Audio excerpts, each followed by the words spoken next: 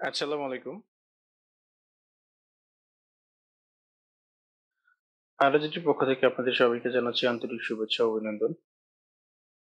আরএসজির গত টিউটোরিয়ালে আমরা ইনচার্ট রিবন থেকে এখান থেকে আমরা দেখছিলাম হচ্ছে টেবিলের কাজ। তো এখান থেকে টেবিলের যে কাজগুলো আমরা দেখছিলাম, যদি আমি এখানে একটি টেবিল ড্র করি তাহলে একটু রিভিউ হয়ে যাবে আমাদের। এখান থেকে ইনচার্ট থেকে আমি ধরেন এখান থেকে জাস্ট একটি টেবিল ড্র করলাম। টেবিল ড্র করার পরে এই টেবিলের লেআউট এবং ডিজাইন নিয়ে আমরা আলোচনা করছিলাম। তো লেআউট এবং ডিজাইন নিয়ে আমরা এখানে মোটামুটি আলোচনা করছিলাম। এখান থেকে যে আলোচনাগুলো হয়েছিল সেগুলো ছাড়াও এখন আমরা এখান থেকে এই টেবিলের লেআউটের মধ্যে থেকে আরো সামান্য কিছু কাজ বাকি রয়ে গেছে, সেগুলো আমরা দেখব। যেমন ধরেন এখানে আমি কম্পিউটার অ্যাপ্লিকেশন এটাকে কপি করে যদি এখানে দেই, এর টেক্সট ডিরেকশনটা এভাবে হরিজন্টালি আছে। এটাকে যদি আমরা টেক্সট ডিরেকশনটাকে ঘোরাতে চাই তাহলে এখান থেকে আমরা লেআউটে যাব, যাওয়ার পরে এখানে টেক্সট ডিরেকশন আছে দেখেন। এখান থেকে টেক্সট ডিরেকশনটা এখানে ক্লিক করে করে আপনি ঘোরাতে পারবেন। এখানে ডিরেকশন দেওয়া আছে, এখান থেকে কোন সিস্টেমে আপনি চাচ্ছেন এখান থেকে ডিরেকশনটা দেখাই দিবেন, আর এখান থেকে অ্যালাইনমেন্টটা ঠিক করে নেবেন। ঠিক আছে? তো এখান থেকে আপনি ডিরেকশনটা দেখাই দিয়ে আপনি অ্যালাইনমেন্টটা ঠিক করে নিতে পারেন। এরপরে আমাদের আরো একটা খুব ইম্পর্টেন্ট একটি কাজ, সেটা হচ্ছে আপনার যদি মনে হয় যে এই দুইটা সেলকে আপনি একত্রিত করে দেবেন, অর্থাৎ এখানে কোনো সেল থাকবে না, সেটা আমরা এখান থেকে দেখাইছিলাম ডিজাইনের মাধ্যমে ইরেজ করে। এই যে এইভাবে ইরেজ করে দেখাইছিলাম। এই ইরেজ করা ছাড়া আপনি যেটা সহজ পদ্ধতি সবাই ইউজ করে সেটা হচ্ছে মার্জ সেল। মার্সেলের মাধ্যমে আপনি কিভাবে, মার্স মানে হচ্ছে একত্র করা, আর সেল মানে হচ্ছে এই রো আর কলাম মিলে যে ঘর হয় সেটাকে বলা হচ্ছে সেল। এই সেলকে একত্রিত করা হলে সেটাকে আমরা মার্সেল বলবো। ঠিক আছে? তো মার্সেল কিভাবে করে, মোটামুটি আমরা এই সেল গুলোকে মার্জ করতে চাই, তাহলে এই সেল গুলোকে একত্র করলাম, করার মানে সিলেক্ট করলাম। সিলেক্ট করার পরে সেল মার্জ, মার্সেলের উপরে আমরা ক্লিক করব। এই যে এখানে মার্জ সেল। তো মার্জ সেলের উপর ক্লিক করার সাথে সাথে আপনি দেখতে পাবেন যে এখানে এই সেলগুলো একত্র হয়ে গেছে, মানে এই সবগুলো সেল মিলে একটা সেল হয়ে গেছে। তো এটাই হচ্ছে মূলত মার্জ সেল।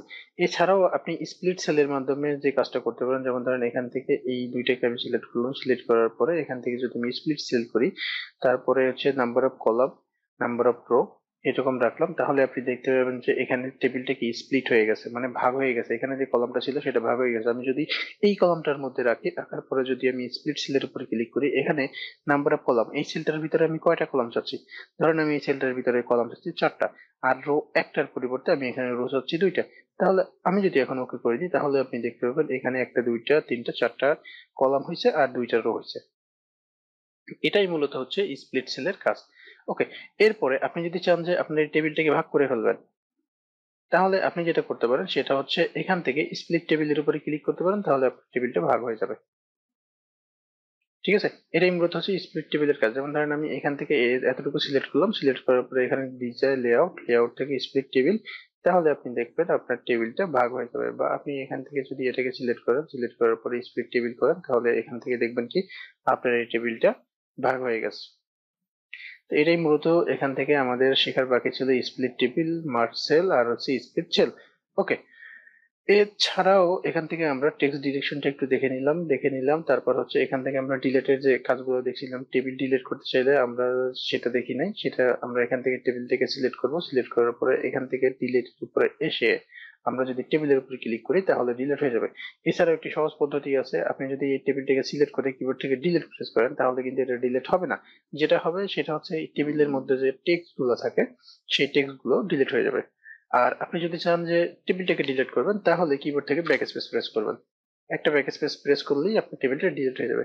এছাড়াও আপনি যদি চান যে আপনার টেবিলের, ধরেন এই সেলটাকে আপনি ডিলিট করে দিবেন, এই সেলটাকে আপনি ডিলিট করে দিবেন, তাহলে এই সেলগুলোকে আপনি সিলেক্ট করলেন, করার পর এখানে লেআউটে গেলেন, লেআউটে যাওয়ার পর এখানে টেবিলে গেলেন, টেবিলে গিয়ে এখান থেকে কলামের মাধ্যমে এগুলো ডিলিট করলেন।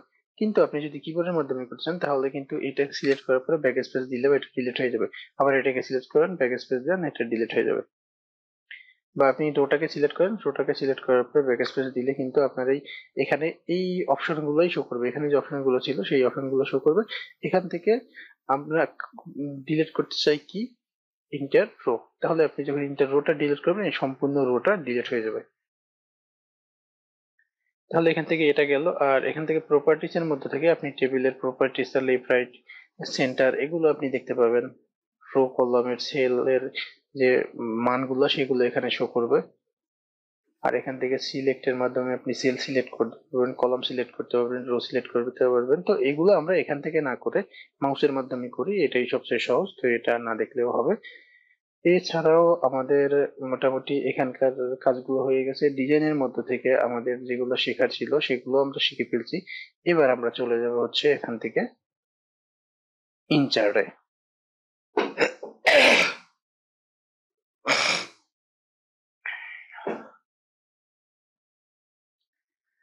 তো ইনচার্টের মধ্যে থেকে এখন আমরা যে কাজগুলো শিখবো,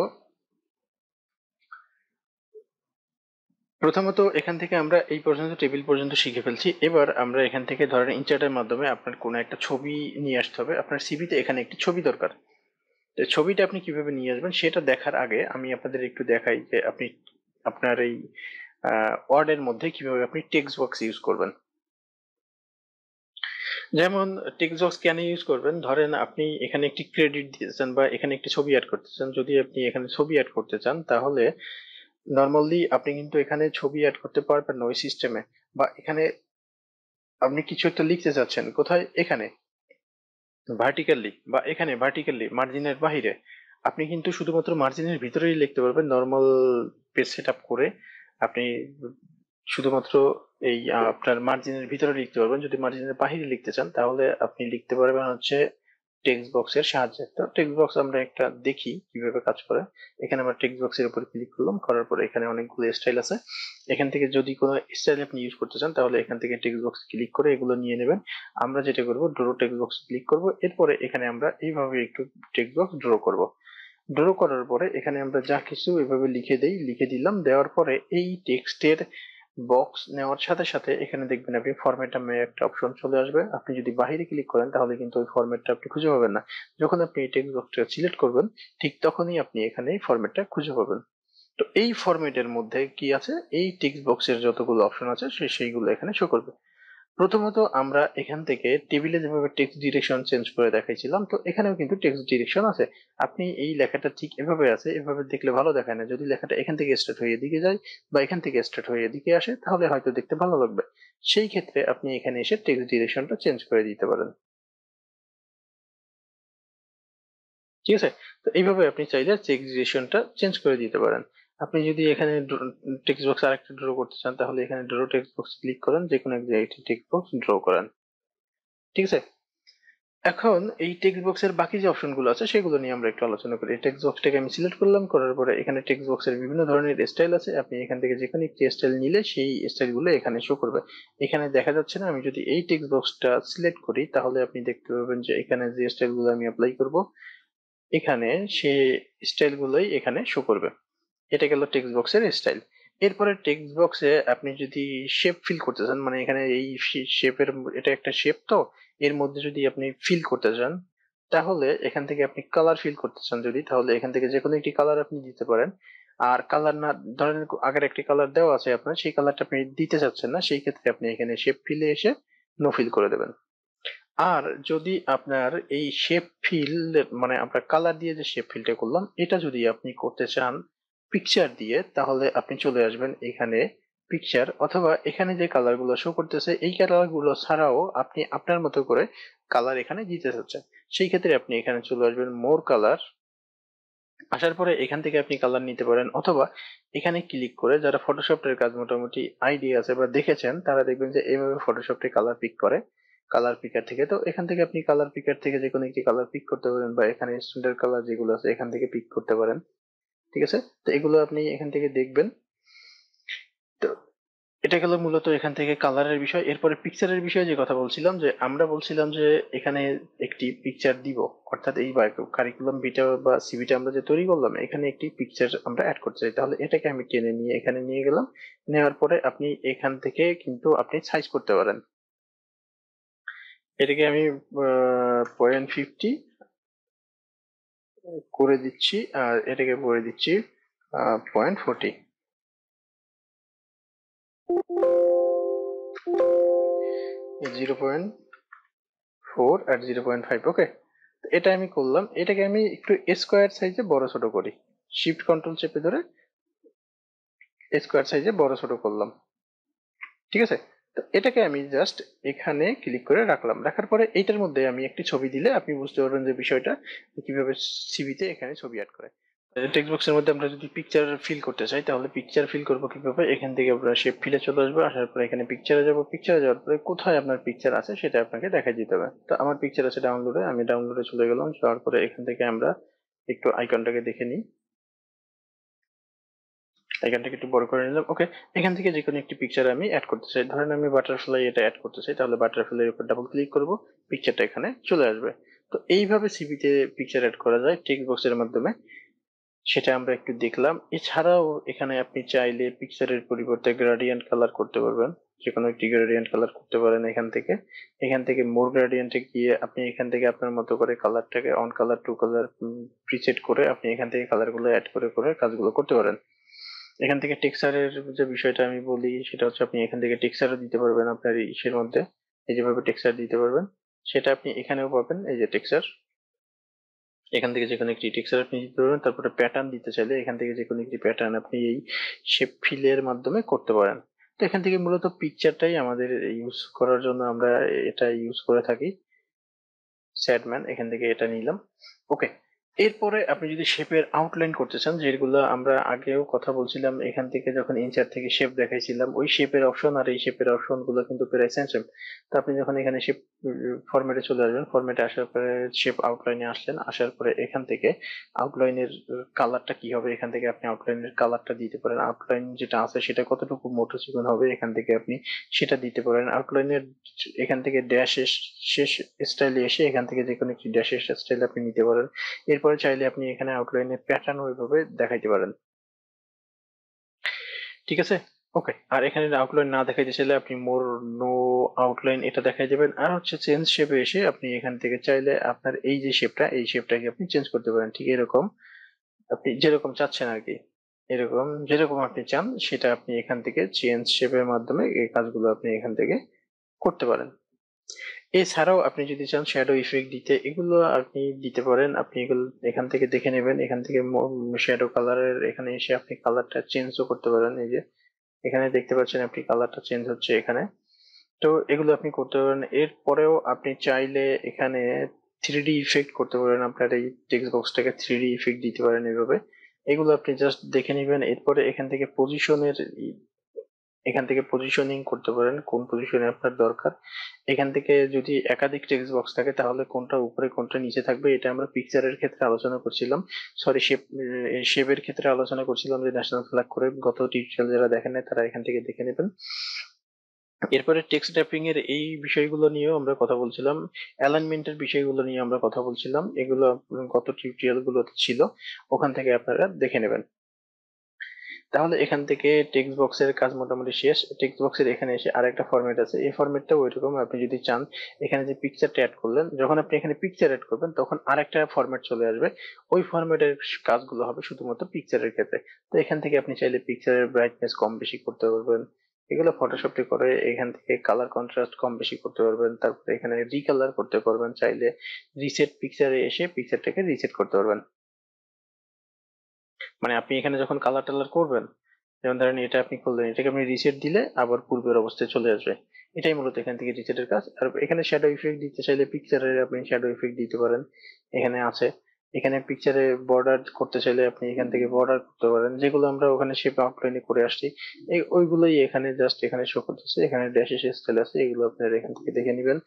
এছাড়াও পজিশনের বিষয়টা যেটা ওখানে ছিল এখানেও আছে, টেক্সট র্যাপিং এর বিষয়টা ওখানে ছিল এখানে আছে। এরপরে আপনি চাইলে এখান থেকে পিকচারটাকে কম বেশি করতে পারেন, যেটা আমরা টেক্সট বক্স এখান থেকে টেক্সট বক্সে করলে যেটা হয়তো সেটাই। তো এটাই মূলত হচ্ছে এখান থেকে পিকচার এবং আপনার টেক্সট বক্সের শেপের ফরম্যাট দুইটার কাজ। এরপরে আমরা চলে যাই আবারও এখান থেকে ইনচার্টে। ইনচার্ট থেকে পিকচারের কাজ দেখলাম আমরা, পিকচারের কাজ দেখলাম না, আমরা দেখলাম হচ্ছে টেক্সট বক্সের কাজ। এবার আমরা একটু পিকচারের কাজ দেখি। ধরেন আপনার এই টেক্সটের মধ্যে এখানে একটি পিকচার দরকার, পিকচারটা আপনি কিভাবে নিয়ে আসবেন, এখানে পিকচারের উপরে ক্লিক করবেন, কোথায় পিকচার আছে সেটা আপনি দেখাই দিলেন জাস্ট, ওকে পিকচারটা চলে আসলো।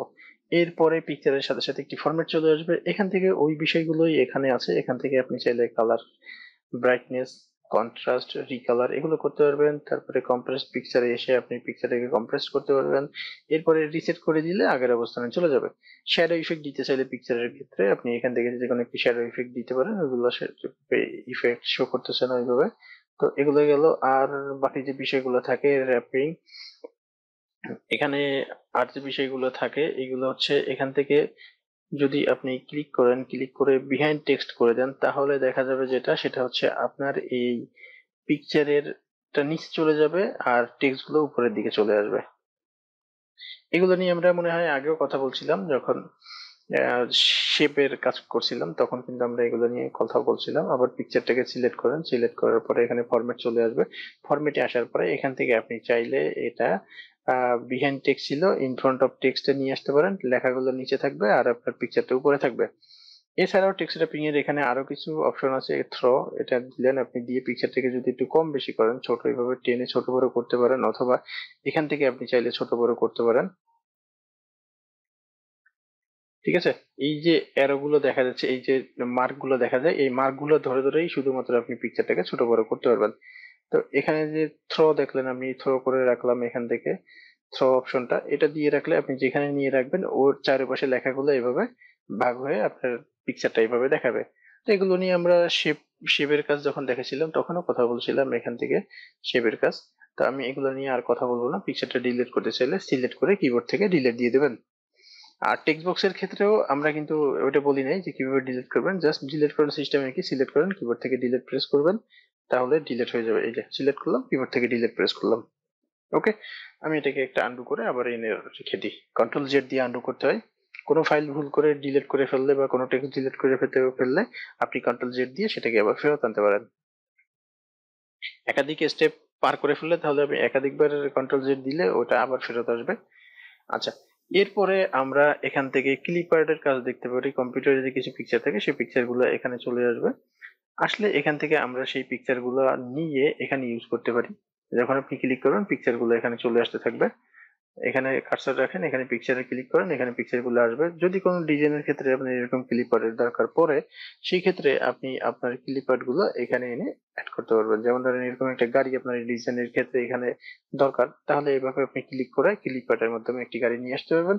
এবং এখানকার ফরম্যাটও সেম, পিকচারে যেরকম ফরম্যাট চলে আসবে, এই যে অপশন গুলো চলে আসে, ক্লিপারের ক্ষেত্রেও এই অপশন গুলো চলে আসবে।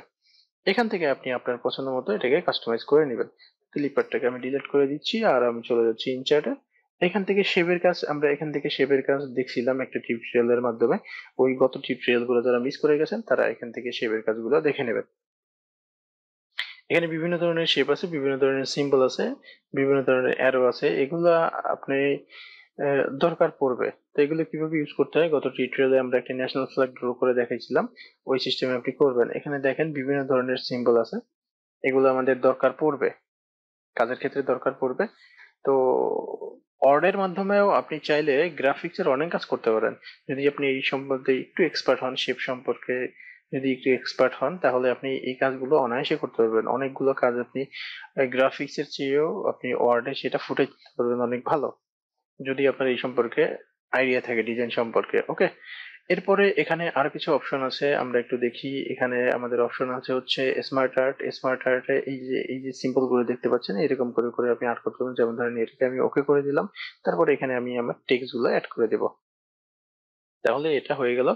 এখানে দেখতে পাবেন আপনি যখন এটা নিয়ে আসবেন তখন এইটার একটি ফরম্যাট চলে আসবে, এবং এই ফরম্যাট থেকে আপনি আপনার মতো করে ডিজাইন করতে পারবেন।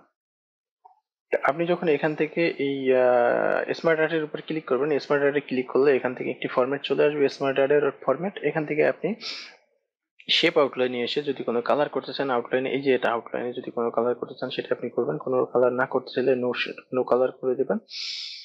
এরপরে বাকি যে অপশন গুলো থাকে সেগুলো হচ্ছে এখান থেকে শেপ আউটলাইন দেখলাম, শেপ ফিল, যদি শেপ ফিলে আপনি কোনো কালার চেঞ্জ করতে চান, যেমন ধরেন এটাতে আমি কালার করলাম, এটা এই ফিল্ড এইটাকে শেপটাকে আমি সিলেক্ট করলাম, এটাতে আমি কালার করে দেবো, ধরেন হচ্ছে এটা, এটাতে যে কালার আছে সেটা থাক, এখানে এসে আমি আবার একটা অন্য কালার করে দেবো এটা। তাহলে আপনি এভাবে কালার গুলো পরিবর্তন করতে পারেন। স্টাইল পরিবর্তন করার জন্য আপনি এখানে আসবেন, আসার পরে এখানে বিভিন্ন ধরনের যে অপশন গুলো আছে এখান থেকে যে কোনো একটা আপনি সিলেক্ট করে ওকে করে দিলে ওই সিস্টেমের এখানে চলে আসবে।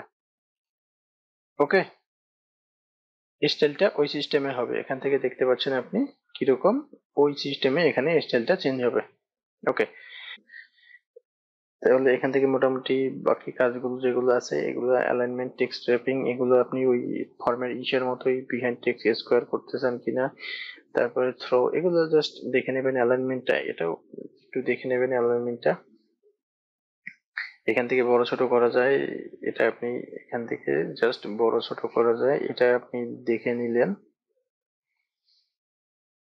এটাই মূলত ছিল। আর ডিলিট করতে চাইলে সিলেক্ট করবেন, এভাবে সিলেক্ট করে কিবোর্ড থেকে ডিলিট প্রেস করবেন, তাহলে ডিলিট হয়ে যাবে, স্মার্ট রাইট গেল। এরপরে আপনি চাইলে চার্টও করতে পারেন। আপনি এখানে চার্ট মূলত এমএস ওয়ার্ডেই চাইতে আমাদের এক্সেলে চার্ট ভালো হয়, তো এখানে আমরা চার্ট করতে চাইলে করতে পারি।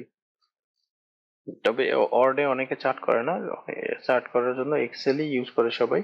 তো এক্সেল এর চার্ট আপনি এখানে যদি ক্লিক করেন তাহলে এক্সেল এর মতো কিন্তু একটা চার্টের একটি ফরম্যাট চলে আসবে। এখান থেকে আপনি আপনার মতো করে যখন ডাটাগুলো এখানে দিবেন তখন এই ডাটার মতো করে এখানে চার্ট হবে, ঠিক আছে? ওই চার্টটা এখানে এইভাবে শো করবে। আপনি যখন আবার এখানে ক্লিক করেন চার্টের উপরে, চার্টের উপরে ক্লিক করলে, ডাবল ক্লিক করলে এই অপশনগুলো আসবে, তখন আবার আপনি এখানে এডিট করতে পারবেন। আপনার মতো করে যা লিখতে চান এখানে লিখবেন। আপনি এখানে জাস্ট নাম্বার দিয়ে চার্ট করেন। ওকে, তো এটাই মূলত চার্টের কাজ। তাহলে এখান থেকে আমরা চার্টের কাজ দেখলাম, আমরা এখান থেকে হেডার এন্ড ফুটারের কাজগুলো আগামী টিউটোরিয়ালে দেখব। তো কথা হবে আপনাদের সাথে আগামী টিউটোরিয়ালে। সে পর্যন্ত সবাই ভালো থাকবেন, সুস্থ থাকবেন, মোস্ট ইম্পর্টেন্টলি সবাই ফুর্তিতে থাকবেন। আজকের মতো এখানে, আল্লাহ হাফেজ।